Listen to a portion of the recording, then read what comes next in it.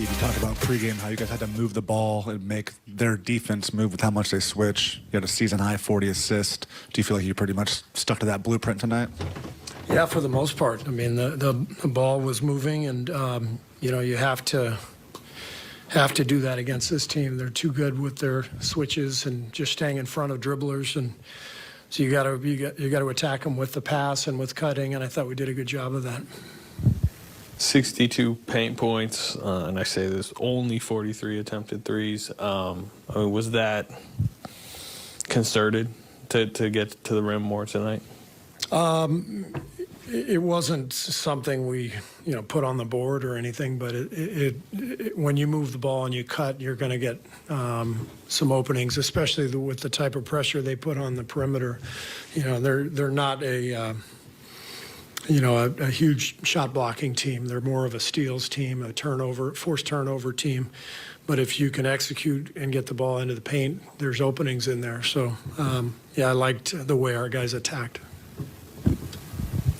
What did you think of Jonathan Kuminga going 4 for 4 on threes in the third quarter? And how much do you want that shot to be a part of his toolbox? Yeah, that corner three is a big shot for him. I think it's it's an effective weapon for him. With his speed and explosiveness, we know he can get to the rim and score. But if he can, space the court and hit that corner three, that's a big deal. And I thought that was a big swing in the game when he made those 3 or 4 in a row. What did you get from Dante tonight, Steve? Dante was fantastic again. He's had such a great stretch now over the last 6-8 weeks. He just competes. He's just a guard. He's not a point guard, not a two guard. He's just a basketball player. He had 11 assists, moved the ball beautifully, competes defensively. We put him on Van Vliet after Van Vliet got off to the hot start. And Dante's just been amazing for us.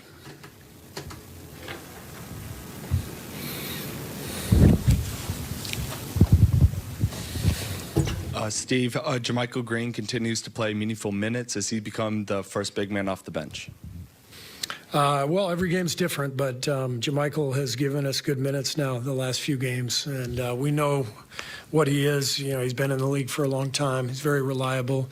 We like the fact that he can step out and make a three. That's, as a five-man, that's a valuable weapon in this league right now.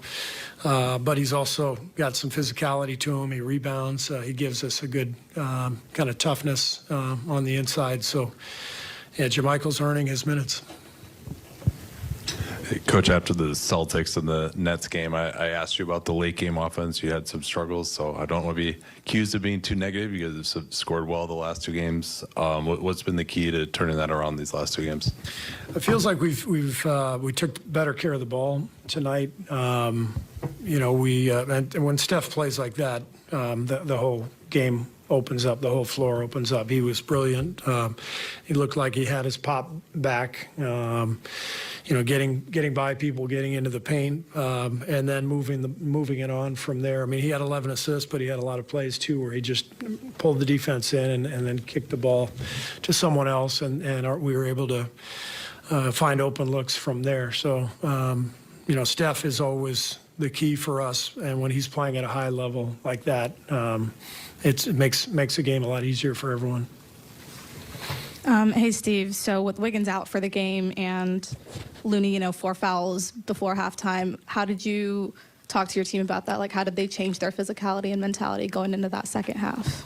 Well, we just, changed the starting lineup and then changed the rotations accordingly. But, we're used to this. I mean, there's injuries all the time, so there's not really much of a message or anything. It's just, here's the plan and let's go.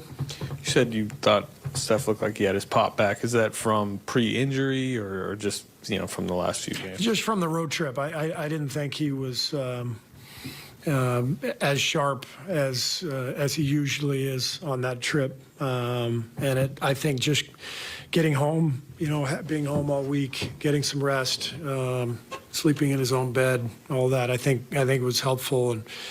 He looked really fast out there and under control, and made good decisions too. Steve, with Kevon Looney in foul trouble, and as you cycle through a few players at the 5, how come James Wiseman wasn't a part of that cycle? We just decided to go with JaMychal.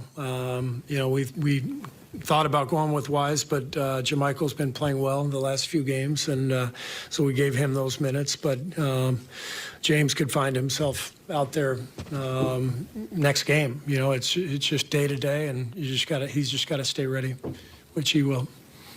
Steve, Jonathan's really confident in his ability to pretty much do anything on the floor. Do you feel like he has a chance to be a special two-way player in this league, kind of all-around guy? Yeah, I mean, he's got the physical ability to be a hell of a two-way player. I mean, he can guard 1 through 4, and with his ability to score around the basket. You saw the three-point shots tonight, so that's why we drafted him. He's an exciting prospect, and he's getting better and better.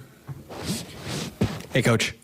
So circling back on Dante and his career-high 11 assists tonight, he's been, in my opinion, the Swiss Army knife of your guys' team this year, and arguably in comparison to the Gary Payton, the second role from last year. And so how important is it for him to be able to make the big shot when he needs to make it and also find the open man like he did tonight?